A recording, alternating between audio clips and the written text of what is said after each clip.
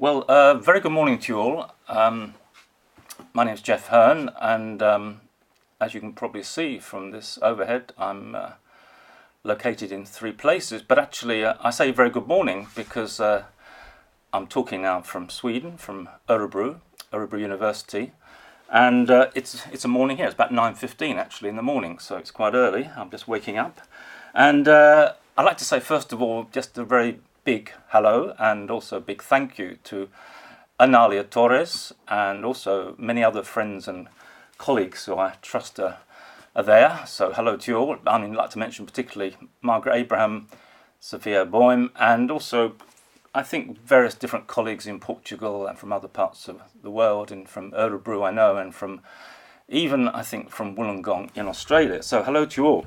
And it's obviously a bit unusual to present this keynote from afar, from virtually. In fact, I've done this once before, and it happened to be also a Portuguese conference on tourism, if I get that right, gender and tourism. And this arrangement's been necessary for a variety of reasons. Some, you might say, bad luck and some shifting of dates and a rather unusual commitment that I couldn't really avoid. And thanks to the technology, I hope it's working. And despite talk about globalization, which I'll come to a bit later, as we know, time and place still matter. So what I'm going to do is to sort of face you fairly straight on. I won't be moving around very much so the camera doesn't get lost. And I'm going to talk about what I've called a one-way transversal dialogue with myself. And in some ways this is inspired by various strands of feminist transversal dialogical thinking and practice that have been developed in politics. And this way of working, which recognises difference and debate and disagreement, this way of working has been taken up not only in politics but also in research and academia. And in fact, there's a large, or rather large, research project funded by the Swedish Research Council between Linköping University and Örebro University, where I'm now, that I'm part of, and that's called, I get this right I hope, Feminist Theorisings of Intersectionality, Transversal Dialogues and New Synergies. And it's trying to look at different ways in which different feminist theories, you could say, debate with each other rather than sticking just to one dominant theory. And in one meeting, I think in that project, we had a kind of joke, whether you can have a transversal dialogue with yourself, with oneself. Well, I guess I should say, I'll try and say yes to that. And in this spirit, I've decided to talk, rather briefly in my time, about a number of what I might call ongoing problematics that I found personally to be very important to me in trying to study and also trying to change men and masculinities and gender power relations. And so in some sense, and these are the things, there's quite a few of them, but I'll see how I get on. These, in this sense, this is a rather say personal and rather you could say idiosyncratic presentation, and it's also well, both disembodied from your point of view but very embodied from my point of view. And these are things that have come to concern me, and somewhat I say with rather conversational, I think, and some would be a bit more formal. So here they are: the feminism and the man-men problem, the trouble with masculinities, in inverted commas, the question of naming men and deconstructing men, what I would call the material discursive, the hegemony of men, which I think is the important issue to look at, patriarchy, a term that doesn't really go away, and what I would call transnational patriarchies, or transpatriarchies for short, the growing politics of absence, the concept that I quite like of Jex, and I'll try and explain that, the abolition of men as a category of power, and to end on some future gender or possible gender scenarios. Okay, that's what I'm going to try and talk about for a few minutes each. So just to start with the first, feminism and the man or men problem. This raises obviously a whole range of questions. What to do about men in relation to feminism? Can men be feminists at all? Can gender power relations change without changing men? How can gender relations constructed through and in relation to men's power, both structurally, be understood and be changed? Within current gender power relations, how are women's relations with each other and other genders as well affected by men, and so on. How to talk about feminisms with a focus on gender relations, but in a way that doesn't isolate that from intersectionality as a shorthand. And in trying to address these kinds of questions, and there are many more as well, I've come to the conclusion that it's very important to consider first that men is a intersectionally gendered social category. This might sound totally obvious, but it doesn't seem to be always noticed. And second, that men's relations to and with feminisms in the plural are always what you might call provisional, always unfinished, always somewhat problematic. There's always a gap, if you like. There's always a gap going on. In some ways, this is somewhat similar to the category of white people's relation to racism and racialized power relations. And recognizing that gap, or those different kinds of gaps, is one of the contributions, I think, of what one might loosely call post-structuralism. In practice, what this has meant actually personally is that for a long time I had a rough rule for myself that I would tend to focus on critical work on men and masculinities when working on my own, sort of individually, but tend to focus on gender and sexual relations when working with women and women feminist colleagues. I mean, this division, if you like, certainly was not a perfect solution. It's become rather more blurred over the years and complicated in practice, but I think it does at least seek to raise up the nature of this gap, as I've mentioned, this problematic. And one could also ask whether this kind of division of research labour, or even political labour, is a foundational position, and actually I would answer no to that. But having said that, I do think there's a really immense need within, I focus on the social sciences, to develop a social sciences of men and masculinities, although those terms are problematic, just as there is in deconstructing the very constitution of social theory and its form and its content. And questions obviously of gender power and intersectional gender power are obviously central in these kinds of analyses, even though the operation of power is subject to great dispersal in practice. And this combination makes what you might call a rather complex view of power at each stage of the development of theory and theorizing, in terms of clarifying topics, analysis, methodology, epistemology, and so on. In the rather sort of period around the middle or late 80s, I started writing on this, and this is a kind of bit of a paraphrase of something, saying that dominant social theory and dominant social science has generally neglected to develop a reflexive theory of men, both as authors of that theory and more generally as a social category to be theorized. This masculinist nature of dominant social theory or social science is partly a consequence of the exclusionary social practices of its practitioners and institutions.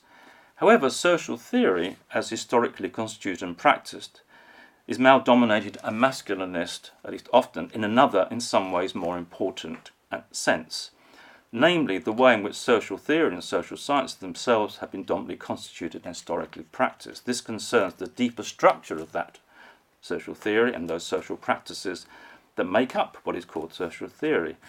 The unique reflexive problem of a social theory of and by men is the problem of men theorizing about a line of theorizing that has made itself what it is by silence. The question of silence, I think, is a really, really important question, which I won't go into today, but I think empirical work on silence is also incredibly important to carry out. Social theory, that is dominant social theory and social science, has persisted in its dominance by avoiding both the theorizing of men and a range of other difficult and potentially subversive issues and questions, such as those around dichotomy, ambivalence, alterity, reflexivity, political consciousness, and silence on itself, inverted commas. These are not matters simply of technique. They speak to the very basis of what counts as social theory and even social science, especially within dominant Western traditions of scholarship.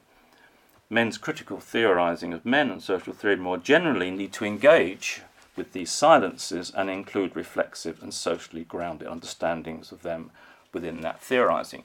And that was more or less written around 96, 97, and you could say a lot has happened since there. But I do think still there is a huge avoidance of this question within the social sciences, and perhaps I'll focus on sociology particularly. Okay, so that's just the first issue I wanted to raise. So, yeah, to go on to the second, the problem with masculinities, and this I put in inverted commas, masculinities. I mean, the point here is that I would argue that the most popular way in which the first problematic, has been dealt with in recent decades has been through what can be conveniently labelled masculinities theory. It's not always called that, but I think, trust me, most of you are familiar with what I'm referring to, and this is not the place to give a kind of full or even brief exposition of this approach, but it's been most developed by, well, Raewyn Connell is the most obvious person here, scholar here. In the earlier period, Tim Carrigan and John Lee. In the US, Jim Messerschmidt. In South Africa, Robert Morell. And many others as well have taken this up. But, I mean, Raewyn Connell's work has been absolutely central here and extremely important. As I say, I'm not going to go into this in detail, but I just want to make 3 or 4 observations about this kind of approach, which in a sense I think has been one way of reacting to the first problematic that I mentioned just now. I mean, the first thing to say, I've actually been really amazed by its popularity. It's really become fantastically widely used and cited, both in research, both empirical research and theoretical scholarship, and also in policy and to extent in other areas of activism, perhaps less so in activism. A second important thing to say is that the influences on this line of theory, and one can take this back to the late or middle to late 1970s, are really diverse, and this may explain some of its popularity.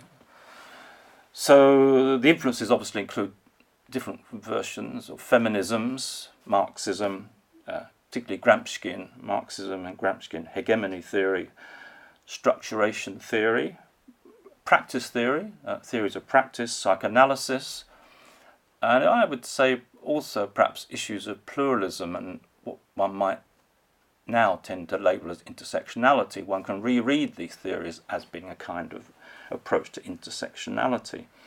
And this, I think, does in some ways explain its popularity. Different people can take from it, in a sense, what they see, what they would like to see within this broad range of masculinities theories. And the uses that this theory, or this collection of actually theories, around hegemonic masculinities, complicit masculinities, and so on, uses have been very various, and the interpretations of it have been very various. In a study that I conducted with a number, I think it was 7 other Swedish colleagues, including Marie Nordberg, who really very sadly died last year, we noted how in the Swedish context the concept of hegemonic masculinity had been taken up in actually really very different ways, almost contradictory ways, in sometimes talking about what you might call so-called traditional masculinity or old-fashioned masculinity. In other cases, it's been taken up, this is in the Swedish context, sometimes in translation, of course, and Raewyn Connell's work's been translated into Swedish. Sometimes talking about what might loosely call non-Swedish men, non-ethnic white Swedish men, other men in inverted commas as representing this, men migrating to Sweden in some cases. A third and very interesting version is a kind of rereading of what is hegemonic in a Swedish context, which is a country with you could say, relatively less gender inequality than at least some countries, is to refer to it as a kind of egalitarian, a hegemonic egalitarian masculinity, a kind of modern form, which would not really make sense in some other context or countries. And then there's a fourth use, which is more complex still, which is a kind of postmodern version drawing on some post-structural theory and also looking at what you might call fragmentation amongst different kinds of hegemonic masculinity. So these are really four really totally different uses, and I think that's kind of worth noting, partly why it's become so popular. Another point I just want to mention, and I may come back to it, is that the first use of this theory developed by Raymond Connell and first published was around 1979, I think. It was actually on bodies, on men's bodies. I mean, the issue of embodiment is there from the very beginning. It's not something that's suddenly been rediscovered or more recently. So embodiment is part and parcel of this way of looking at things, even though many of the people using these theories haven't particularly looked at embodiment themselves much later. So this kind of approach has been important as a way of talking to each other, but often actually past each other. And my concerns with it are partly with the very variable uses, and this creates some problems. Also, I think the neglect of what is often been called complicit masculinity is really interesting and perhaps surprising.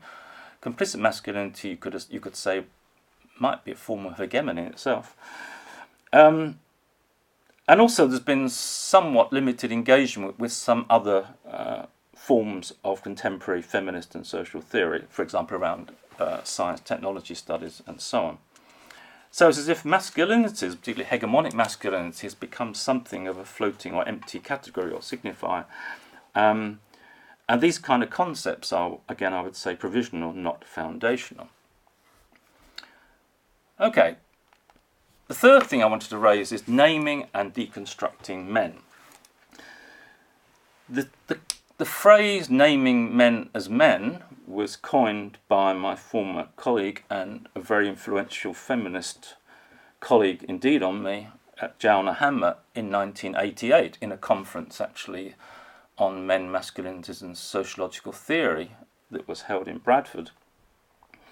And it's also been used by others since. And just as a kind of side comment on the politics of citation, a later article which I wrote with David Collinson in 1994 is actually the most cited article I've written, and it's more cited than Jauna Hammer's original article, which I think says something about how women are cited and how men are cited.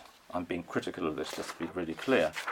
Some people have interpreted this issue of naming men as men to mean that men are fixed on one thing. This is really not the case. I mean, one can also apply this idea of what is it to name white people as white people, not to say that white people are only white people, or to name people who are able-bodied as able-bodied and the assumptions around that. It doesn't mean to say that such people are only able-bodied, but naming men as men needs to go alongside very much as a shorthand deconstruction, if you like, taking apart the category of men in terms of what men do, what men feel, what men are not, how men are not only men, and the assumptions in the very category of men, and not least through issues of intersectionality, to say that again, issues of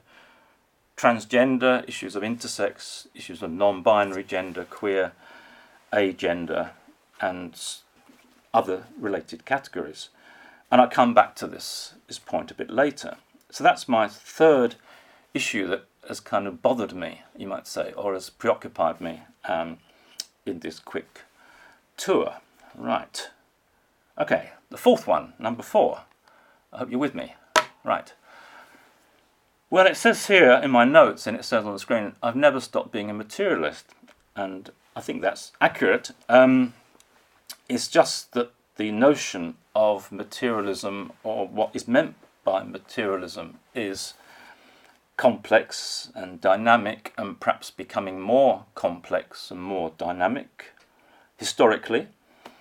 And materialism to me has always been about production and reproduction, and how to say that without making a separation is, or how to write it, hence the re in the brackets, it's always been about those things in a very broad sense, and it's always been about body.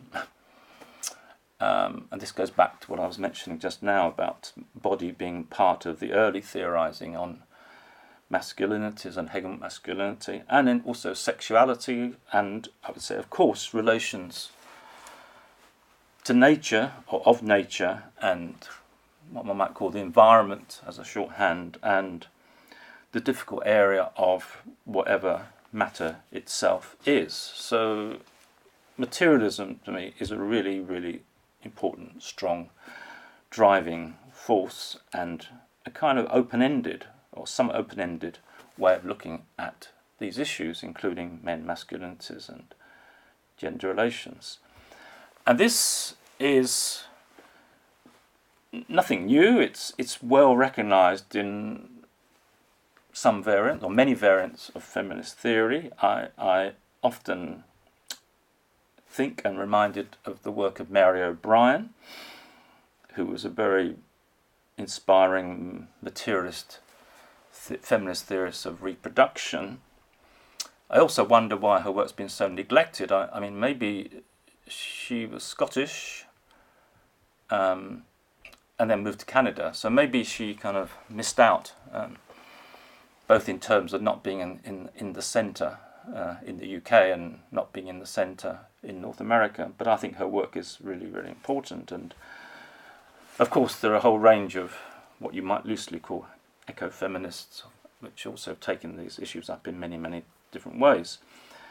On the other hand, the nature of matter is not always clear at some levels, but as I wrote in my notes, it's very clear when a rock falls on top of you. So, I mean, one has to be, in a sense, have some limits, perhaps thinking about how matter works. But discursive approaches, and here I'm thinking obviously of particularly post-structuralist discursive approaches, do raise really important questions, if sometimes less answers.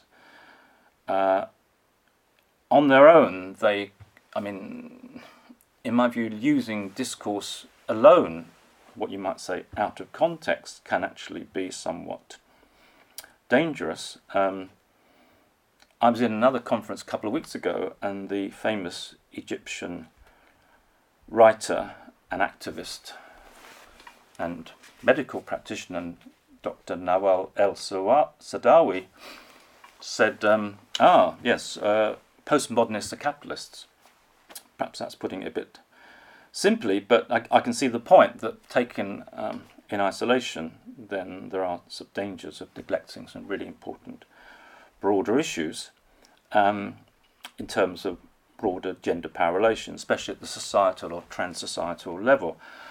But for me, discursive critiques are very important in firmly raising the problem of what is meant by the categories of the material, of labour, of body, and so on. And I mean, just as a kind of aside, I first got interested in this in the late 80s, looking at historical work, and it was actually around trying to understand the significance of the rise of film. What did that mean materially and discursively? And also, to what extent some of the categories that we use now, like masculinities, to what extent they can be applied back retrospectively to, say, the late 19th century. Does that really work at all? But I guess it was particularly through working on violence and violence against women, men's violence against known women, that I became convinced of the need to look at the material and the discursive at the same time. Violence is undoubtedly material, on the body is definitely there, but also how it's constructed is incredibly important and may also affect life and death.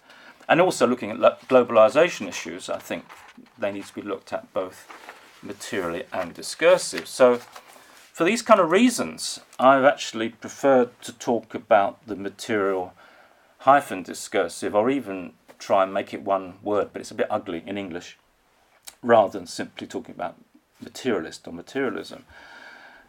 Although discourse is always material in some sense, and this is also another way perhaps of having a transversal dialogue, so to speak, in terms of the issue of naming and deconstructing men and masculinities.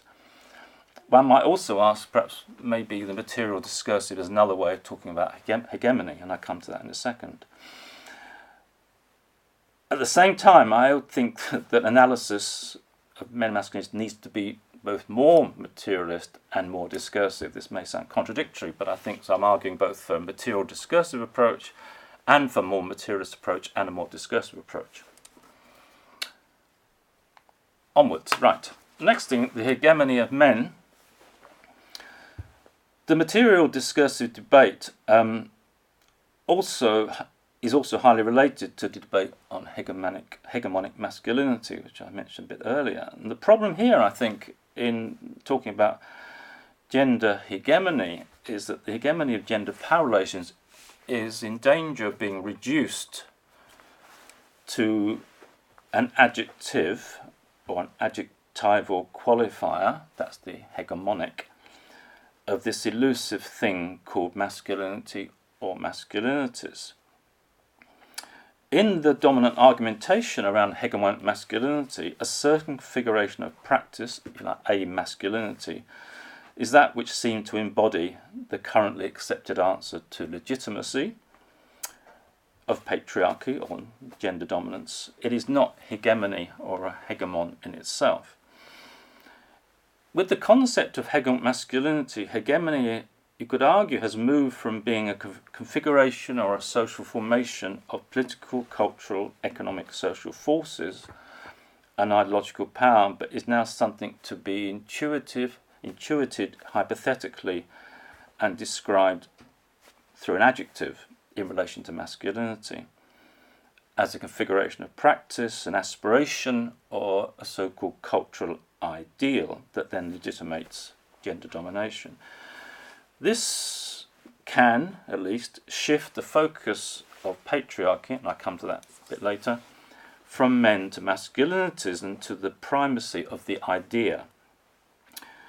Though this may not be intended, this prioritization of masculinity may be used as part of or incorporated into a more reformist agenda to let men, and indeed some other non-hegemonic masculinities, off the hook of the complex issue of responsibility. It may diffuse critique of men generically and specifically. I mean, this would be like explaining class hegemony by talking about something like classility or bourgeoisility. It's a really difficult word to say. It's like reducing class hegemony to a kind of adjective. And what I've been arguing for some while now is that the category of men is far more hegemonic than a particular masculinity, hegemonic or otherwise. Man and men is a social category, just as woman and women. And this has been opened up a lot, of course, within feminist theory and practice. Instead, a focus of hegemony can move analysis back from masculinity to the social category of men, that is, the hegemony of men. This involves addressing the double complexity that men are both a social category formed by the gender system and dominant collective and individual agents of social practices. While men is a social category and, like women, always open to interpretation, contestation and debate, it is strongly established and powerful, in several senses, abstraction that affects social distributions and arrangements, including violent ones. This way of looking at things, I think, is closer to the Gramscian notion of hegemony in historical constructions of social categories, an engagement with which is oddly absent from most applications of hegemonic masculinity. And I think that there probably will be a handout which will summarise this, which I hope will reach you when you are now listening. The frame of emphasising men rather than masculinity examines how the social category of men is created and recreated in concrete everyday life and institutional practices and in the interplay with other categories, class, ethnicity, sexuality, disability, and many others. To analyse, to critique the category of men and the male subject the male subject needs to be thoroughly denaturalized and deconstructed. To critique the category, men and the male subject need to be thoroughly denaturalized and deconstructed, just as post-colonial theory deconstructs the white subject, or queer theory the sexual subject. In focusing primarily on, and so denaturalizing, masculinities, men as a social category may even be renaturalized, not nationalized, renaturalized, in assuming that it is masculinities that vary without attention to the given social category of men. The use of the social category of men as a realist or critical realist intervention is actually to historicize, to de-essentialize, to socialize the category. Okay, that's what I've been interested in, and I'll leave it with you at that particular point. So now I'll move on. Right. This is the 6th point, I think, yeah. I put it here, from patriarchy to transnational patriarchies. I also call this back to geography. My first degree was actually in geography. And the interest in geography has never vanished. It's always there. I've always been interested in those kinds of things. And the movement actually went from geography to urban geography, social geography, political geography, then into urban sociology, and then gender studies, and so on. And that's one story. But at the same time, in the concept of patriarchy, which was both very central in the 1960s and 1970s, it was both very central and critiqued by feminists at the same time, if you like, or by different feminists usually. I've never really doubted its usefulness. I still think it's a shorthand or a guide for looking at gender relations, gender power relations, in a way that's beyond the immediate, the personal, the interpersonal, and the interpersonalization of gender, and towards what you might call the societal, the trans-societal, the global, the systemic, the transnational. And of course there are many critiques, and for a long time the term patriarchy was, say, unfashionable, or you couldn't use it and you got told off if you used it. It's having a bit of revival. I've seen various references in recent years to neo-patriarchy and neoliberal patriarchy and so on. And I mean, I think the simple point really is that patriarchy, or patriarchies in the plural, they're not one thing. I mean, just as there are different varieties of capitalism, and that's been well discussed by people like Hall and Soskis and various others, there are different patriarchies. There are private patriarchies, public patriarchies. There are those that are private stroke public patriarchies. There are vast examples. There are very immediate local examples. There are what you might call unevenly developing patriarchies, as people like Sylvia Walby have documented in a lot of detail. So this has been another trajectory which to me kind of goes alongside the concern with geography and space and place and social space and social place, I guess. And this sort of combination was certainly re-enlivened for me when moving from the UK in the late 90s to Finland, where I live. And that move was something I never planned or even envisaged at all, actually. It happened, right. But being in different, being and working in different countries, partly, and being involved in a lot of actually quite empirical projects, some of which are transnational in different ways, particularly in Europe and the Nordic region, but also in Africa, particularly Southern or South Africa. This has kind of forced me, at least, to try and engage with some debates around the transnational and what is sometimes called globalization. It's led me to sort of reconsider the patriarchy debate, or patriarchies debate, in a different way, that in terms of not a society or a particular institution, but in a way that looks at patriarchies beyond and across borders. And of course, this is nothing new. I mean, I think peace feminists were talking about this in the First World War period. But to be more direct, I found that to try and think about a notion of transnational patriarchies of different kinds is, or can be useful. It's also much more precise, or has potential of being more precise than talking about globalization as a sort of general gloss. And there are many different kinds of possible transnational patriarchies, or trans-patriarchies for short. These can be large multinationals, they can be large governmental machineries, how migration structures work, who controls that, how that can also be seen as a sort of transnational patriarchal form. Religions are a really obvious example, I think.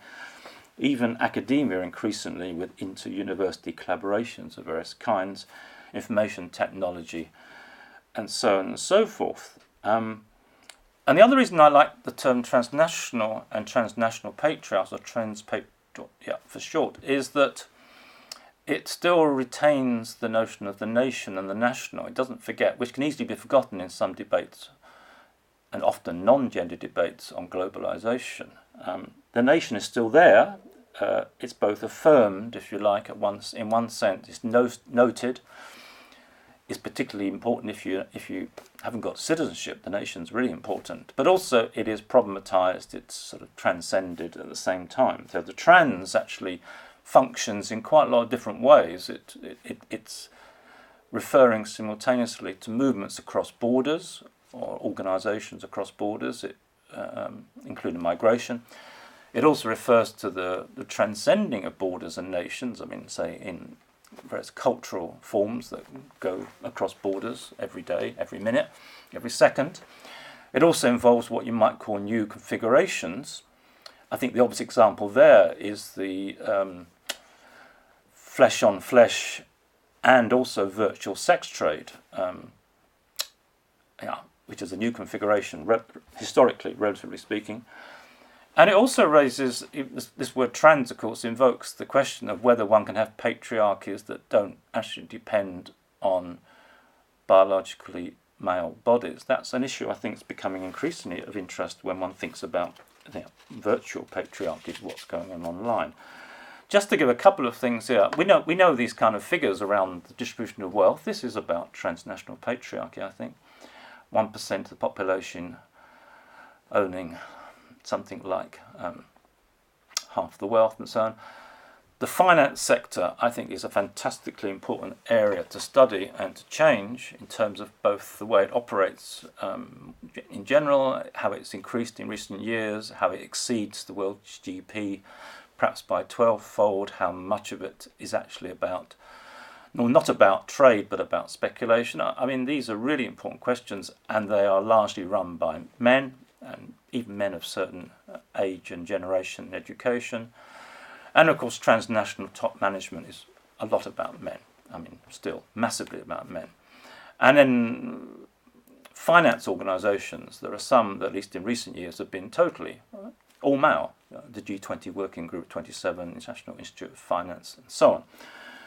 These are the kind of things that I've been writing about in this book. This is an advert, I guess, and it covers autoethnography, empirical studies, transnational politics, and feminist post-colonial social theory. So I think the issue of patriarchy hasn't gone away, conceptually or empirically, and it's a way of addressing some really important questions now. Right. The next issue actually follows on rather closely, and I've called it, just as a shorthand, the growing politics of absence, particularly in relation to men and masculinity. And politics, I mean, what is politics? Well, politics is everything, of course, in one sense. But, what has been named politics, mainstream politics, public politics, has often been referred to in terms of men, certain men, maybe relatively privileged men, men with the vote or whatever, coming together to discuss public matters in particular places, whether it be public meetings or whether it be behind closed doors. And of course that has been contradicted, and in some cases what you might loosely call men's pro-feminist politics at times, initially at least, meant men meeting or coming together to be confronting or facing so-called private matters or personal matters, the personal as political, in what you might call more ambiguous intermediate zones, a term coined, I think, originally by Margaret Stacey and Celia Davis. Meanwhile, on the one hand, public men has, if not fallen, then at least tripped over, become privatised, individualised, and on the other, and somewhat paradoxically, everything now is technologically public, or potentially so. All is in the public eye. Political men and masculinities are now often without the polis in the politics. The politics of absent men, I think, is becoming increasingly important. And these are just three examples. One is the absences of the growing accumulations of resources in large multinational enterprises and other transnational institutions, transnational ownership, control, offshoring, outsourcing. There's been the recent scandals around how money is placed in other parts of the world, Panama and elsewhere. Technological absences, with those who are assumed to be men at the other end of cyberspace and not really knowing if they are men. And then the issue of bodily absences, the issue, I think, increasingly interesting, of older men, men with disabilities, disabled men, men migrating, displaced from war and so on. And when I say this, to be absolutely clear, I mean, these issues also affect women, but my task today is to focus on men, masculinities and gender relations.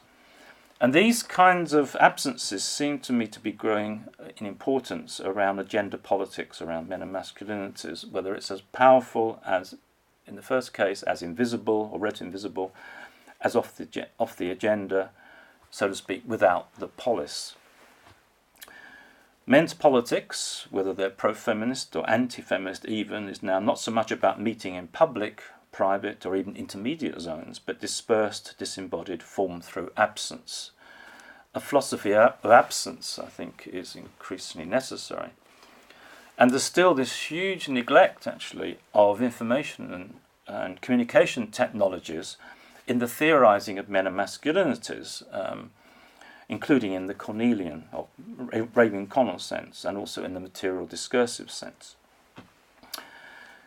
So, I will now go on to my last three quick concerns in this transversal dialogue with myself, or attempt of myself. The next one, is what I would call GEX. And obviously there's been a really long debate about the relation of sex and gender, and you could say certainly so in Anglophone context and languages.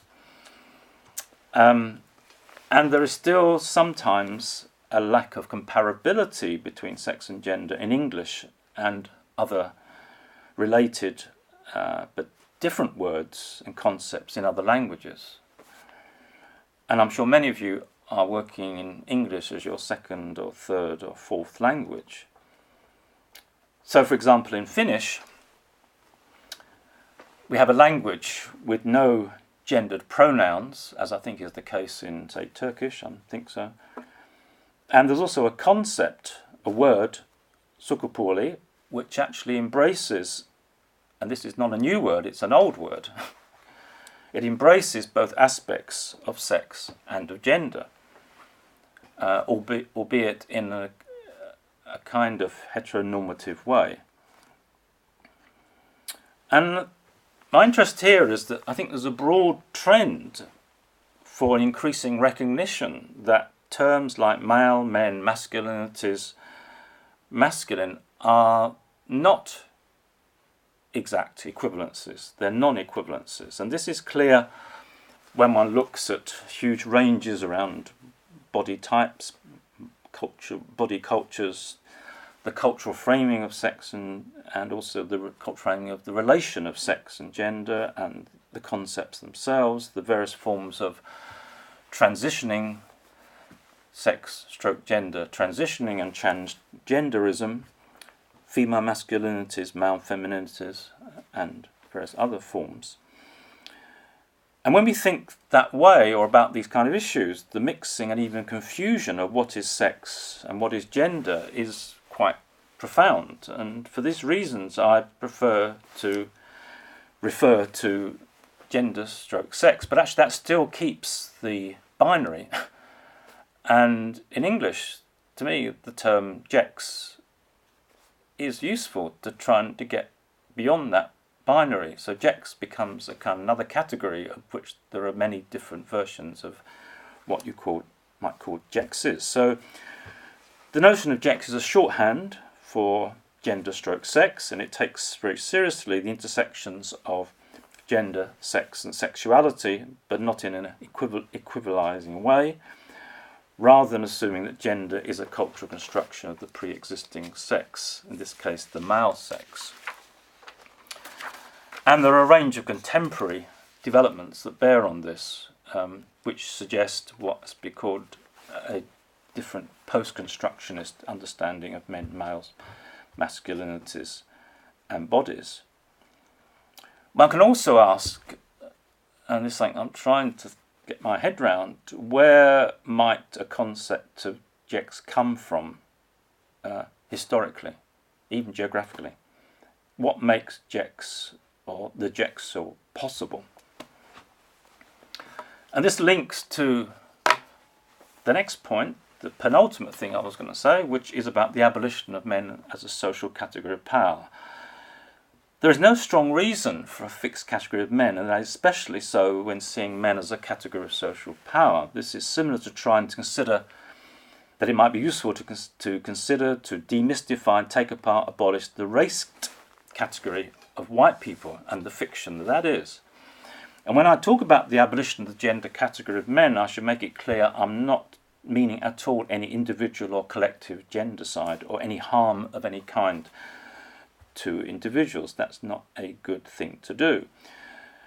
Indeed, the people called men are in one sense as precious as all others, but actually rather are reduced as men. And the case of this again comes from different directions. One is from the need to question and move beyond the two-sex model and recognise the possibilities of third, fourth, fifth sexes or genders or Jexes. And of course the sex male is a variable summary category in the first place. It's also taking advantage of what you might call cross-societal analyses of multiple gender ideologies. I recall a very interesting piece of work by Anna Meeks talking about how in some societies people's relation to sex stroke gender, or Jex maybe, it's hard to know which term to use, actually can change across their lifetime. So that as men age they become more, and this is where words don't really work, more like women in some societies. And of course, again, this is not new. Andrea Dworkin in the 1970s, 1974, actually recognised humans as multisexual, something that actually her critics often seem to forget when they saw her as essentialist. One also, of course, has the whole range of issues which one might loosely put under the headings of queering, various doings and undoings and redoings around gender, genderqueer, gender ambiguity, gender pluralism, gender diversity, overlapping genders. But again, of course, there are very examples of this which are pre-queer as well.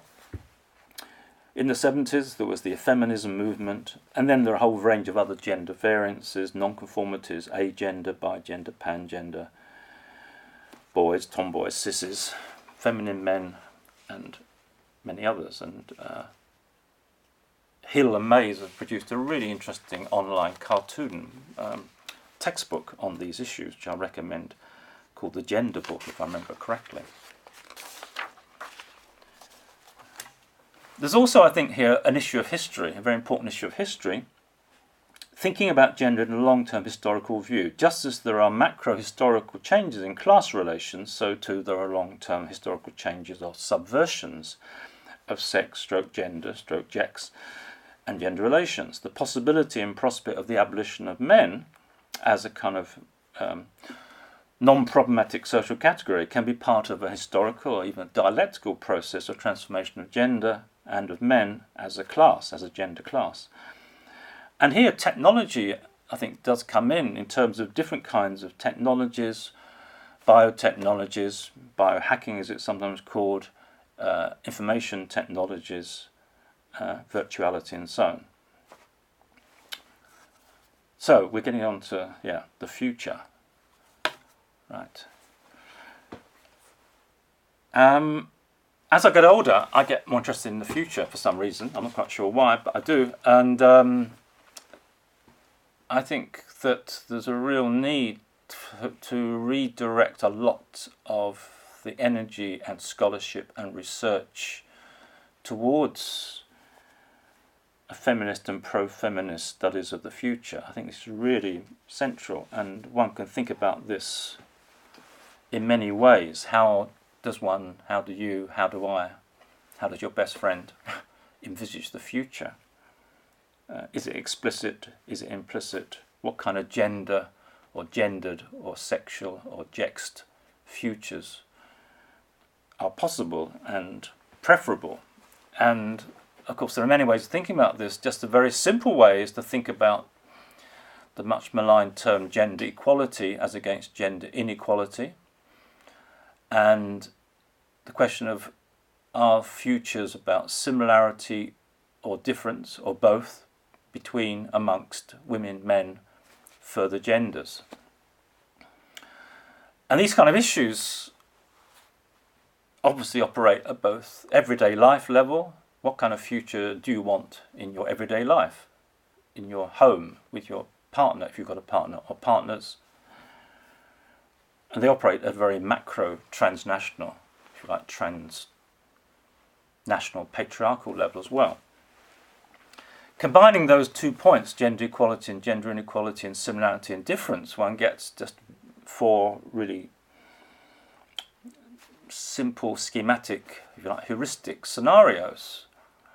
One is things can get much worse. The hyper-patriarchy scenario, or the hyper-heteropatriarchy scenario, if you like. Men and women becoming more divergent, even more divergent. I mean, this is possible. And with greater, or even much greater, inequality and oppression and violence and so on, things could get a lot worse. And technologies are there for making that happen, sadly. Then there's what I might call the late capitalist or late modern scenario. Men, women and further genders becoming somehow more convergent, or what you might call a flexibilization of gender. But the system, capitalist system, not changing, with maybe, as of now, or greater oppression and inequality. So everybody can be more flexible in their gender, sexuality, but inequality persists and may even increase. The third scenario, men and women becoming more divergent. So men are men, women are women, but greater equality. I mean, this is a kind of combination of gender traditionalism with some attempts at equality, respect for difference, you might say. It might be respect for human rights of women and men, and perhaps further genders, perhaps within a kind of legalistic framework. And then the fourth one is a post-gender scenario. Men, women and further genders becoming more convergent or more flexibilized, to use that language again, but with greater equality. Now these, of course, are not mutually exclusive. They can occur in combination in different sites, locally, nationally, globally, transnationally. There are many, many permutations, and there are other permutations not listed here, of course. This is just 2 minutes on what I think is a really, really important question.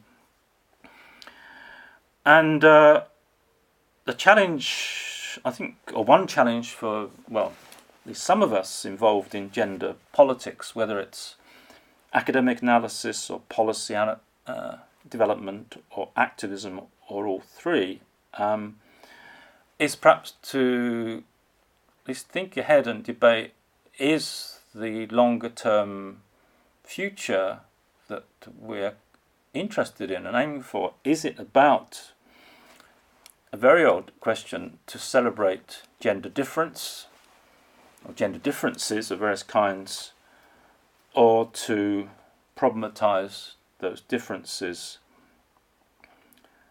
and even to abolish gender, or at least to work towards a post-gender society or societies or scenarios? I think it's really likely that not everybody will agree on this, even those working within very, very progressive feminist and pro-feminist and similar politics. So that's where I'm going to leave you, with that thought about what kind of futures, what kind of gender, sexual, jext futures might appeal to you. As I said, both personally and politically and globally and transnationally. And I'll finish there, and I obviously wish you all the really best for a great conference, and I am sad not to be there, but I hope to see at least some of you in different places in the not too far distant future. Thanks a lot.